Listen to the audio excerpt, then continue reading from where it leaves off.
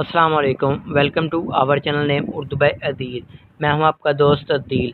आज की इस वीडियो में बात करेंगे रिहान नाम के बारे में। जानते हैं कि रिहान नाम का मतलब क्या होता है और रिहान नाम का लकी नंबर कौन सा होगा, तो प्लीज़ वीडियो को फुल देखिएगा। नाम है रिहान। रिहान नाम का मीनिंग होता है एक खुशबूदार पौधा। तफसील में बात कर ली जाए तो रिहानुल दीन, रिहानुल ईमान, रिहानुल जमाल और मोहम्मद रिहान के होते हैं। अगर हम रिहान के जीन्स की बात की जाए तो जीन्स लड़का होता है, लड़कों के लिए एक यूनिक एंड ब्यूटीफुल सा नाम है। अगर हम रिहान नाम के तख्लीक ज़बान में बात करें तो ये करबी ज़बान का नाम माना जाता है।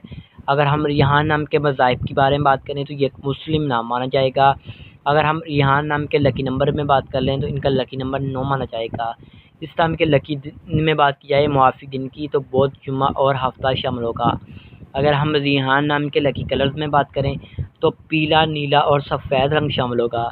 रिहान नाम के मुआफ़ी पत्थरों में बात कर ली जाए तो हीरा शामिल होगा और रिहान नाम की मुआफ़ी दातों में बात कर ली जाए तो चांदी और तांबा शामिल होगा।